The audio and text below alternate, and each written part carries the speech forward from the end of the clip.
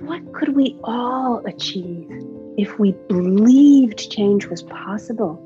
If we knew that the solutions were within our own communities and that those solutions could receive support and resources, we could change the world.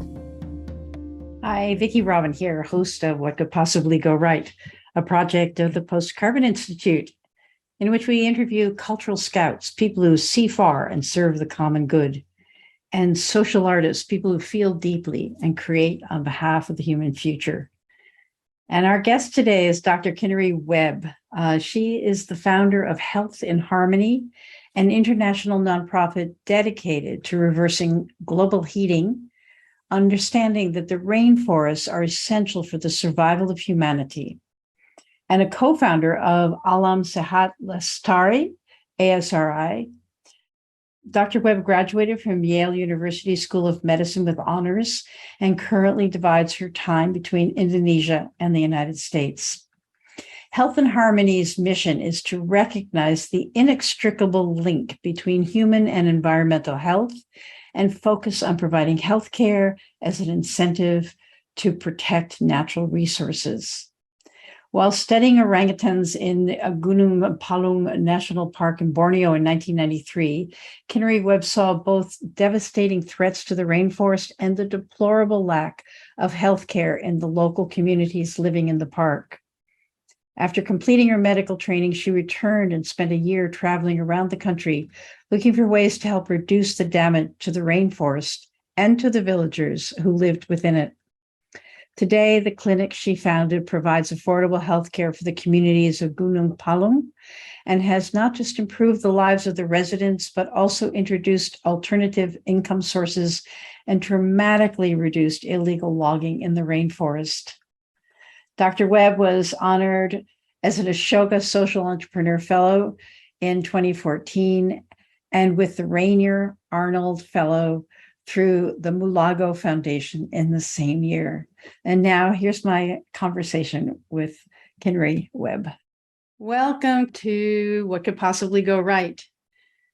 As you well know, the hours late, the unraveling of the webs of life and the fragile webs of community where mutuality and reciprocity mean health, and the fear and the self-centeredness, all of this promises to doom us.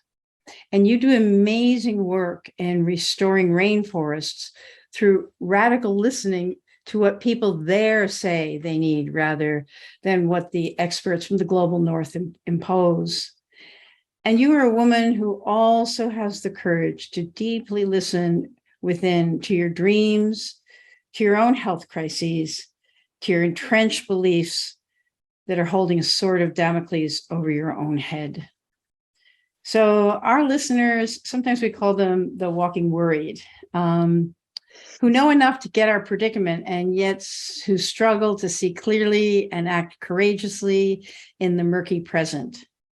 And we need what you have found within and in your work, something that you might call sober hope or actionable hope or gritty hope or hope on the other side of platitudes and nostrums. And with that set up, you can use it as a springboard or ignore it. I am eager to hear your answer to our one question. In the face of all that seems to be going awry, what could possibly go right? Whew, that one question kind of encapsulates my life. I just feel like I felt like I spent most of my life very worried. I'm still very worried. I mean, I think if we're not worried, we're not really looking at the situation. Because we are in an emergency. It is a crisis. We are unintentionally but very consciously destroying our planet, destroying the systems that keep us alive, destroying beauty, destroying love. Why are we doing that? I don't really know. And yet I know that a lot of it is based on some really fundamental errors. Colonialism, racism, elitism, a belief that there is endless extraction is possible, endless growth is possible. All of those are fundamental fallacies. They're belief structures. But as soon as we dive into them, very quickly we can see that that's not truth. So when I first went to Borneo to study orangutans as an undergraduate, I first had those first beginning moments of, whoa, I don't see the world at all the way it is. I'm in this beautiful forest. It's like, Jane Goodall says you can't spend time in the forest and not know how interconnected everything is. That's what it, boy, you feel it in your bones. You just know, and in your skin and in your, there's everything crawling all over you. And, we are all interconnected. And I can hear the chainsaws in the distance. What is wrong with these evil people? Why can they not see how amazing this forest is? Why can they not see how important it is for the health of the whole planet, for the health of the orangutans, for their own health? And then I begin to talk to these men, well, why are you doing this? What is wrong with you?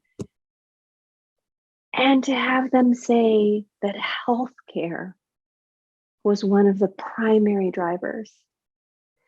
And as I've begun to really understand the world over so many years, why did these communities have so few resources? Of course, because they were stolen from them for thousands of years, right? Literally from the actual communities where I was working. And so there they are, one man I know cutting down 60 giant rainforest trees to pay for a C-section. A woman recently telling me, if anyone tells you they haven't logged to pay for healthcare, they're lying to you, because there's no other way to get an entire year's income. And I just really began to know my own luck in life, sort of luck. I was born in the richest country in the world. I have light skin. I could go to medical school if I wanted to. Ibu Ati, this wonderful woman that I knew, she was the wife of Jono, who was one of our field assistants in the forest, who I knew very, very well. Ibu Ati was so smart, but she'd had horrible education, right? The capacity for her to go to medical school was just zilch. It didn't matter that she was passionate about the health of her community. Enough money to go to medical school? Impossible, right? Enough, just even basic reading and writing was a real effort given the education she'd received. And so I began to think, okay, I could actually do this. But I did it with this fundamental understanding that outsiders are never going to understand the full situation.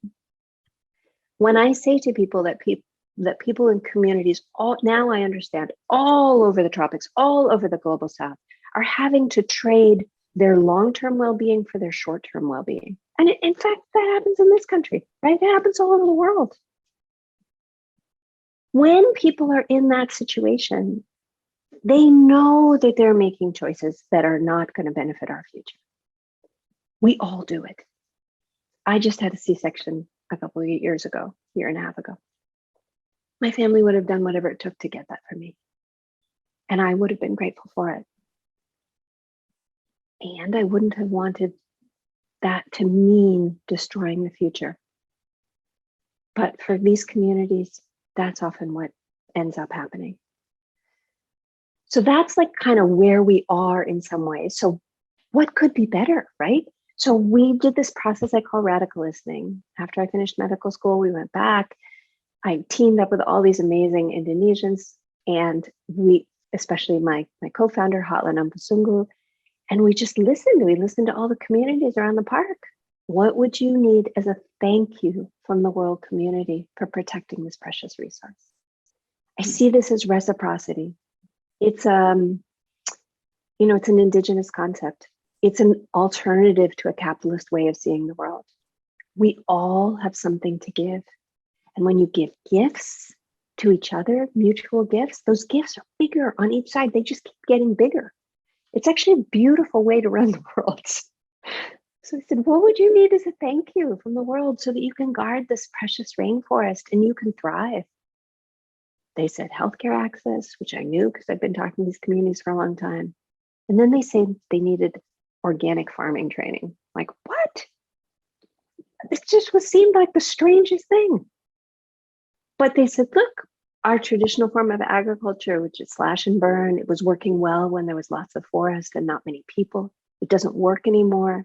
We heard other places know how to do that, how they can grow food in one place sustainably in a way that's healthy for them for a long time, that doesn't cost a huge amount of money. How do we do that? So the experts are on the next door island of Java with a many thousand-year tradition of sustainable agriculture. Just bring them over. So this radical listening process, we've been doing it all over the world now. Communities know exactly what the solutions are. I call it like the fulcrums of change. I will come into these communities and think, oh, there's so many problems. How could we possibly address all these problems, right? But they don't see it that way. They're like, if these two things changed, everything else would be better. Or these three things, right? And we sit in a circle, we ask this question, and then we just wait for those kind of magic resonance moments. Those moments where everyone leans forward, where everyone goes, yes, look, we had that, it would change everything. You mean, if that were possible? So healthcare that you could pay for with seedlings, healthcare you could pay for with manure or beautiful handicrafts. You could get discounts for protecting forest. It worked. Alternative livelihoods that would make your life better every year, that would make the soil better every year. More fertile, not less. Where you didn't have to log to get the startup money for the chemical fertilizers. Right? All of those things were intimately interconnected in a way that I, as an outsider, could never see. So we did it. 10 years later, 90% drop in logging households, a stabilization of the loss of the primary forest, 52,000 acres of rainforest grew back. They saved $65 million worth of carbon compared to other national parks in Indonesia, if you compared the sort of difference in the loss of forest. So that's like, the world over those 10 years gave a pretty big gift. It was $5.2 million. So it was a pretty big gift. $2 million of that went to building a medical center that hopefully should last the next 100 years, right? But, there was a lot of, we provided healthcare to 120,000 people. There was all kinds of sustainable agriculture training. There was goats for widows to get more manure in the communities. There was a lot of stuff, right? It was a beautiful gift that the world gave. But what these communities gave back was a much, much bigger gift. And for me, it's very important that we not think about these forests in terms of monetary means, even though I said that, right? And that's just valuing one tiny part of the forest, which is the carbon. But what about and it's not a small amount of carbon, right? Like this forest where I first started has the same amount of carbon as 14 years of carbon emissions from San Francisco. So it's not small, right? It matters what these communities do, really matters on a global scale. But it's not just the carbon.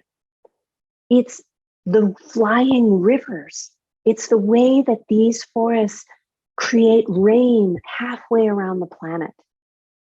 I usually live in California, although I'm visiting Virginia right now. And in California, there's a horrible drought, right? And part of that drought, we never talk about it, but it is so important to understand.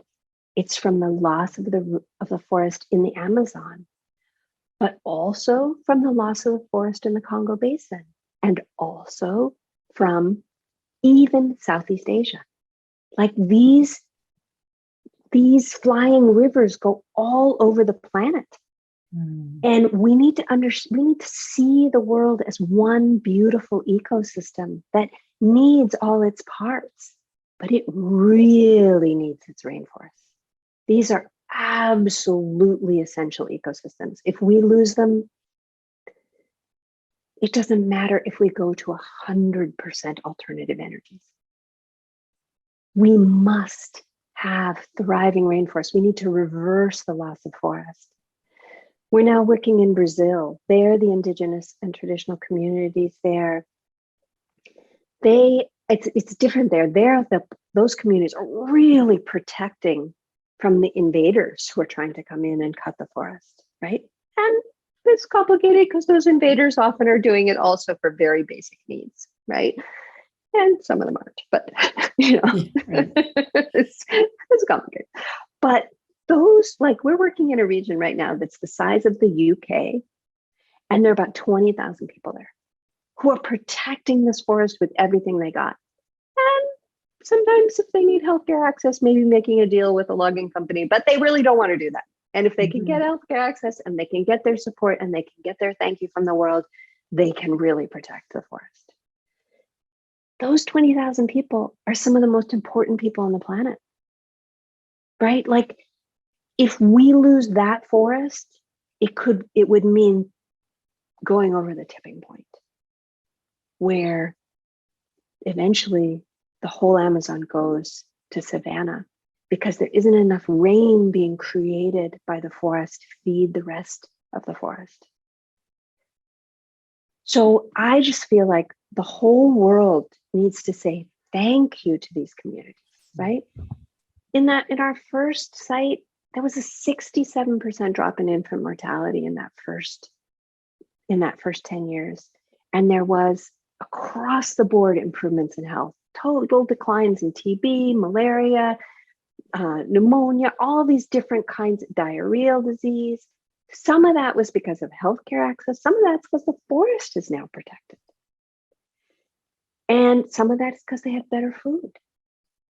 Some of that is because they're not exposed to a lot of chemicals anymore, right? Like, all of these things go together, creating resilient communities.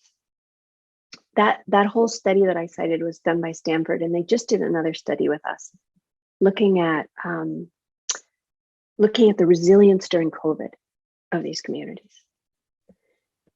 Less logging than other areas. We did compared with control areas. Also, less, they had more economic resources. They sort of weathered this real difficult economic period for the whole world better. And I just feel like this is something that we can do everywhere in the world. We can create resilient communities with thriving ecosystems. And this is going to sound weird, but it's about hope, right? Like, I'm not sure that what we did mattered. It might be how we did it. Right. Everywhere we work, in Madagascar, in Brazil, every time any one of our staff members is in the communities, people are coming up to us and saying, "God, thank you for listening.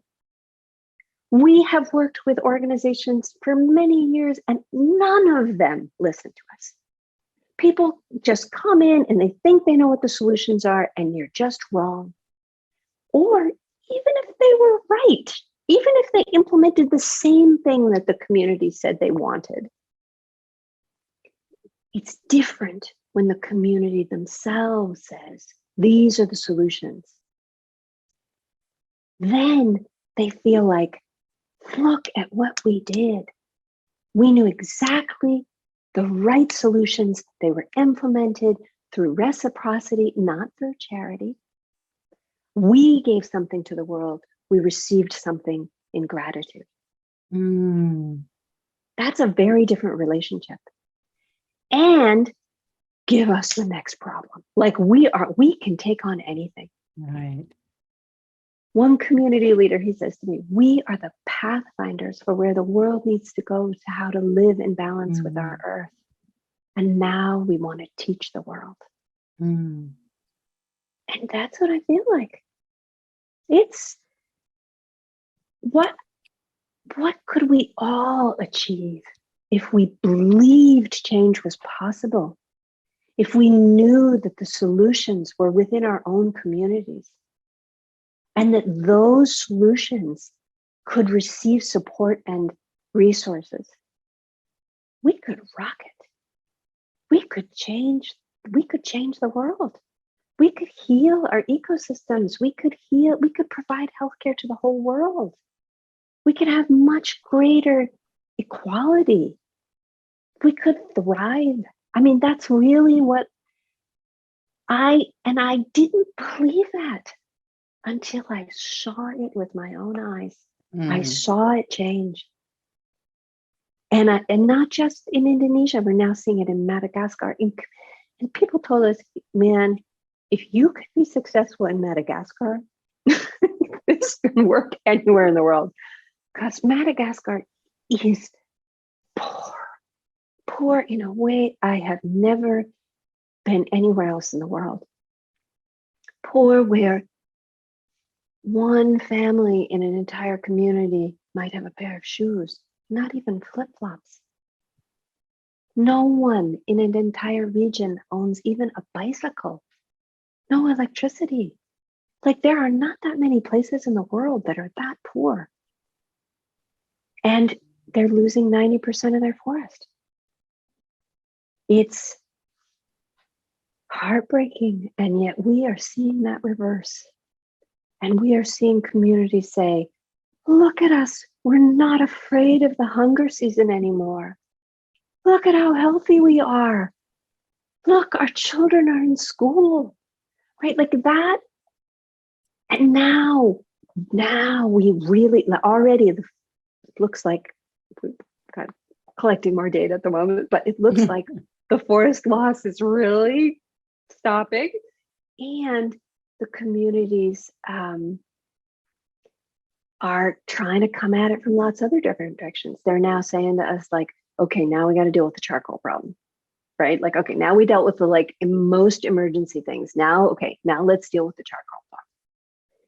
And I just feel like more is possible than we possibly know when we stop this horrible colonialist attitude that outsiders know what the solutions are, that folks from the global north who went to school, like whatever that means, know the solutions rather than those who are closest to the problem. And when we treat it as though outsiders own these forests, they don't. Local communities own them. Local communities have something beautiful that they can give the world. And we can give them gratitude in return. Yeah. I am sure everybody listening to this or watching it is super inspired. And, I'm hearing some keys.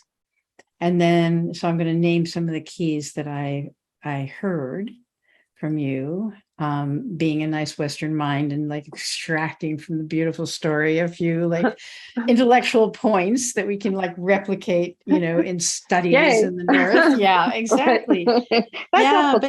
I mean, for one, it's this idea of radical listening, of not presuming that you are coming in with answers, but you're coming in a spirit of respect, and that, not just sort of deigning to listen, but understanding that the people most affected are the best ones to solve the problems. I'm thinking of another guest we've had, Carolyn Raffensperger, who's been a spokesperson for this idea of subsidiarity, that we've turned the pyramid upside down. So we've given, the tiny number of people at the top of the pyramid of financial and educational resources, the power to bestow downward, our great knowledge. Yeah. So radical listening And then this idea of mutual gifting that, I'm thinking of that project that was just, is it called Give Money, or it's just the project that said, wait a second, we do not need all the intermediaries, all the people who are Harvard educated or kind of like making big salaries in order to figure out what people need. They just need the money. So, and trust them. They're not stupid. They'll do what's needed. Very few squander the money. So that one. And then the empowerment, it's like, through this process, this feeling I have something to give makes such a huge difference. Now, here's my question. I'm thinking about, people in the red states who are so resistant to, the coastal elites. The coastal elites who swoop in and have these big ideas. And people say, like, why are people voting against their interest? Well, maybe their interest is in dignity. Maybe their interest is in community. One of the things I've observed over the last 2 years is that, the people who are focused on freedom and sovereignty have better parties. They have better barbecues. They have, I'm saying barbecue to maybe barbecue, mushrooms because I'm talking to a vegan. But, it's like the social glue, the relationship with, their creator, the fact that they have survived in that place for a long time and don't tell me how to do it. Now, some of the practices are recognized by the elites as, because part of what the elites develop is long-term thinking, systems thinking. But until there's some humility and listening, it's like there's also this assumption that if people are treating their environment that way, for example, like mining coal, it's obvious that there's a limited amount of coal, that industry is going to disappear when it's been mined. But it's like cutting the trees to afford healthcare. We have desperate needs in this country. Yes. This country, my country, the United States, because not everybody listening is in this country. What would that look like? How would you go about that? I have actually desperately been wanting to go do radical listening with coal miners in West Virginia.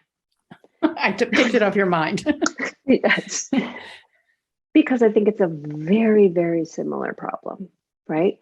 Like, if you could have a gift, if you could take a magic wand and have something different, what would you want?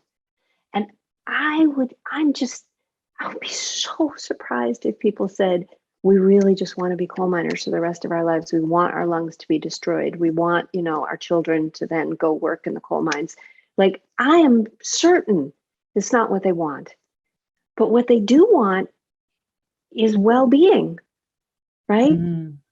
And they want to be able to feed their families, and they want to have work that's meaningful, and they want, right? And so what would be the solution?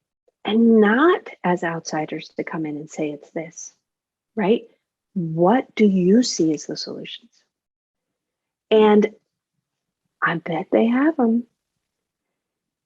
Yeah, it feels, as a kind of just comment there, it just feels like one of the things that you do is you sort of listen through the top layer. Like, yes, we want the government off our backs. Yes. We don't want to be told what to do. We don't want your handouts.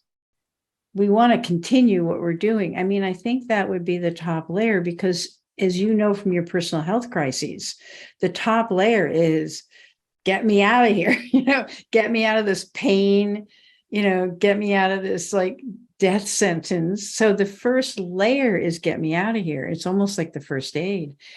Yeah. So it can't like drive through the need for dignity. Yeah. To get them to cough up.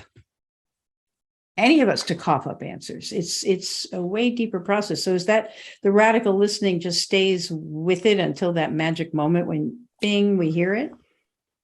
Yeah, so I'll give you an example. So I did listening with a group of loggers in one of the communities where we work, where the loggers were, this was, I would say, one of the most resistant communities. There was the highest level of logging, and they were shifting slower. So we went to have a specific meeting with these folks. And in the beginning of the meeting, there was a lot of distrust and a lot of anger. And one of the guys just looks at me. Normally we're always an insider. I call an insider a local who speaks the local language, paired with an outsider. And sometimes that outsider can be useful as a lightning rod for some issues, and also as someone who, like, the whole group needs to explain things to them. And that can sometimes help them understand it. So he says to me, "How dare you come in here and tell us that we can't log anymore? This is our forest and you have no right to say that." And we weren't saying that, first of all, right? But we were asking, would there be solutions so that you could live and thrive, and so that the forest could also thrive? And so I was thinking, okay, how am I going to respond? But before I could even respond, another guy speaks up and he says, "Look, you know these people from ASRI," is the Indonesian name of our group. "You know ASRI. They are so helpful. They really care about us. That's not what's going on here. Look, we have seen in our own lifetime how the edge of the forest has been receding. How much longer do you think it is before it's all gone? It's going to probably at the most be 10 years. And then what? Then what are we going to do? Then we're going to all have to change our work anyway, but all the forest will be gone and there won't be any water." And he says, "They're just trying to find solutions so that we change now while there's still forest. We're going to have to change. It's just a question of when." And the guy looks at him and he's like, "Yeah, I know, you're right." And then they all just like got down to like really trying to find solutions. So it's really interesting. I've seen that in multiple places around the world too. In Madagascar, a man who said, "Our ancestors said there would be forest until hens have teeth. And now we know that's not true. We're going to lose all our forest. We're going to have to do something." And I would say that is on a global level. People are beginning to see that it is not endless. And it is, I think it's much more powerful when local communities themselves facilitate that discussion. Right.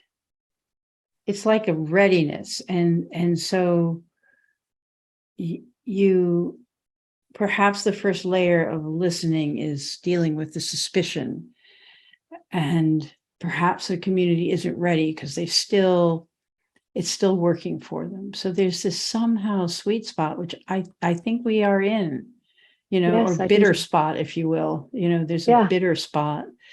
It reminds me, years ago when the spotted owl crisis came, and I was learning about the Listening Project. It was a project in the South where they just went and listened to people. So a friend of mine and I got our tent. We went out to Forks to do a listening project, not because anybody authorized us or told us or whatever. And,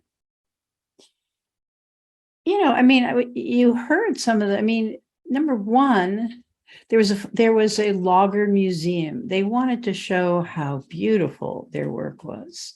We are the guardians of the forest. We know what's going on here. There was the promise to young people that if you just go into the forest, you'll have money for life, and that's not working, and it's defending their youth. And so it was like a challenge to my own mind. Like, why are they doing it wrong? To them, it's not wrong, and they're not willfully doing something wrong. It's tradition. Yeah. And then we met a woman who had discovered that the shoots of new growth, these like branches came up all curly and red, and she was going into the clear cuts and harvesting these and selling them to florist shops, and has a thriving business. So, the system itself was self-correcting. I'm not sure we didn't do it long enough. We didn't have the impact that your group has. But it was a big lesson in being a know-it-all. Yeah. And I it's really think this is like so key. And any of us can undertake. I mean, I live in a community that's just a target of developers. We're weakened by the pandemic. Our housing is going for like twice or three times what it did. I mean, our workers are leaving the island. They can't find a place to rent. It's all Airbnbs now. So it's like a perfect stew. And then an outside developer bought out one of our main shopping plazas to turn it into self-storage. And now the community is rising up. And, the story is just unfolding right now. And we have no idea how it will turn out. But I really hear what you're saying. It's not a strategy. You have to really deeply get that it's a question that the intelligence that's needed to solve the problem is distributed in the whole community. And it's not you that's coming in who's going to have the smart idea. And, that's been the story of my life, being the person who comes in with the smart idea. So, but I am also a deep listener, and I also love my community, and I really honor the intelligences that are in all elements of my community. So I just, and we talk about resilient communities. That's the theme of Post Carbon Institute. Yeah. But we're so worried that the more worried you get, the more afraid you get, the more you try to exercise control. And that's another thing in your book, is that when you've had health crises, you've gotten to the moment of surrender, not in order to survive, but just, that's what this assault on your body was teaching you. And that's one of the hardest things to do when you're threatened. I would like to invite you to have some reflections, because I think we should be winding this up and not do like a Joe Rogan 3-hour interview, just like some reflections on this, with this audience in mind, largely people from the global north, very concerned, but not knowing where to put their aura in, how to address this, where they can make even a tiny difference. So we actually offer a free monthly webinar on radical listening that one of my amazing colleagues, Ling Teo, teaches. And like the first level of that is teaching about interbeing, right? This idea that we are all interconnected, we are all one. We feel like that's like the fundamental layer that has to be in place for truly listening. And so we invite you, come join that, see how radical listening may be part of your own work, your own life, your own communities. And then, of course, like being part of this work, in sending gratitude, we're trying to figure out ways to actually scale this throughout the whole tropics so that resources could go directly to communities. That they could then, if they needed healthcare, say, pay a nonprofit to come and do that and provide that if they wanted, or, that it would be, they're the ones in control. They determine the solutions. They make those solutions possible with the resources from those who have enough. Mm-hmm. Recognizing there is enough for us all to thrive, but only when we all thrive, right? That it is actually the belief in not enough that creates the scarcity. So yeah, we're Rainforest Exchange is actually the beta of the app that we're developing to be able to connect people all over the world directly to rainforest communities and send your gratitude to them. So check it out. Wow. I'm hearing that. And I'm wondering if aid workers from the global South might come to help us restore our sense of interbeing and to Yes. restore our sense of gratitude. And in a way, we have those folks in our midst, and we call them marginalized. You know, people who have survived and found strategies for survival. Yes. In the midst of a very toxic environment. Yes. And so that's another thing is rather than that mentality of helping or saving or including, you know, that whole mentality, it's to say the wisdom we need to solve the problems we have is distributed in our communities. Yeah. And particularly Indigenous communities, right? Following that wisdom and communities who have lived in ecosystems for tens of thousands of years in balance. That is the knowledge that we need. This is like, I mean, we need worship at the feet of people who know this, right? Like, how do we do this, right? And it's very specific in different ecosystems, but yeah. Oh my, thank you so much for this inspiring Vicki, thank you. Thank you for all the work you have done in the world. I have been following your work for 40 years, 30 years, a long time. A very long time. I've loved it. Yeah, thank you so much. Well, and the other thing you said, I'm just going to pop in one more thing. The other key that you discovered was that if you put women in charge, you're going to tend to get better results, you know, and talk about a marginalized population in the Western world. Even though right now it seems women are empowered. You're a woman, I'm a woman, you know, we are empowered. But I just think that's, you know, so here we are, a mutual admiration to women who've given our all through thick and thin and crisis and such to heal the world. So thank you so much. And heal ourselves, because that's where it all starts. Exactly. Well, the final wise word. Okay. Hey, thanks for listening. Don't forget to subscribe and leave us a 5-star review so that this hopeful message can get out to more people. Check out Post Carbon Institute's Resilience website for show notes and for more guest information.